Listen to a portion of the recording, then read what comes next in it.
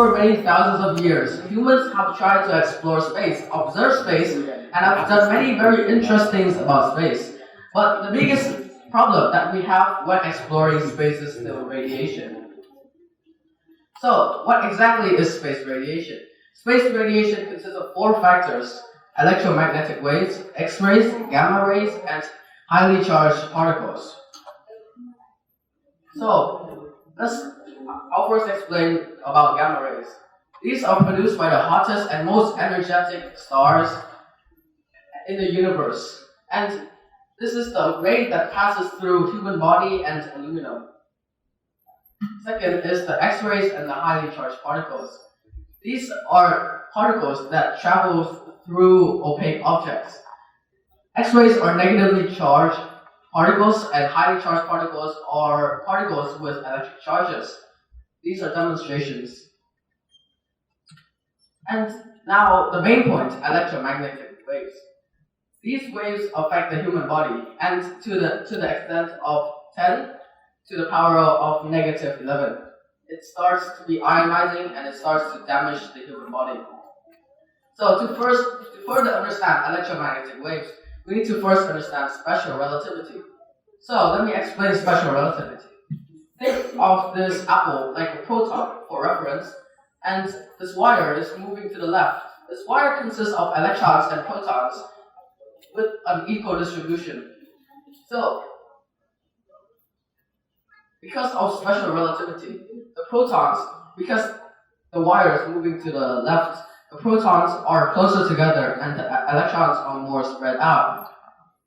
So, now in the apple's perspective, in the proton's perspective, there are more protons than electrons. This will result in the apple being pushed downwards. So now that we understand special relativity, let's put this into the case of an electric charge. When an electric charge moves, it creates a magnetic wave, a magnetic field.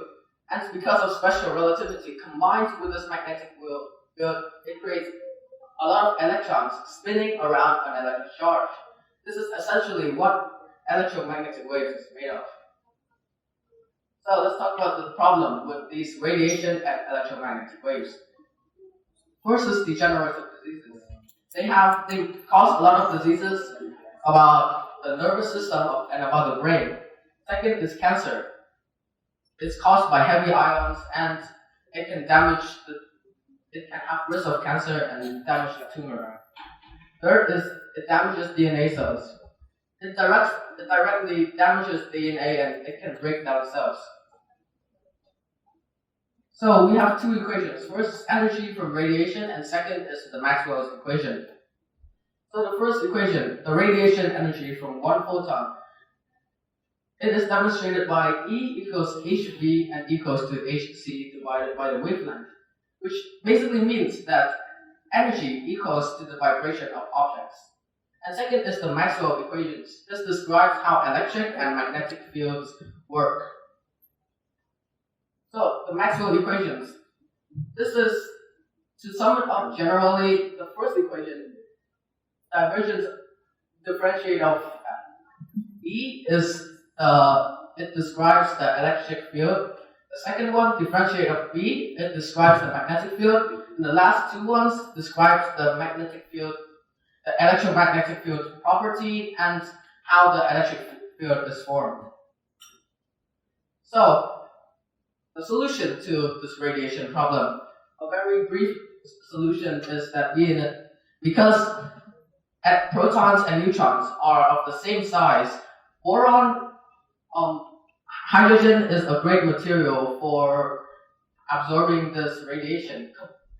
Combined with boron, a very good material for absorbing. This makes VNNT a very good material from shielding radiation.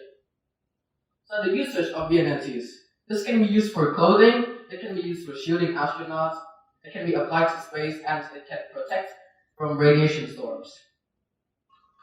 So we need to understand more about electromagnetism and about radiation to fully understand the concept of how we can travel to space without being damaged. And if we can understand this closely, it will be a big leap for us to be able to go into space. Thank you.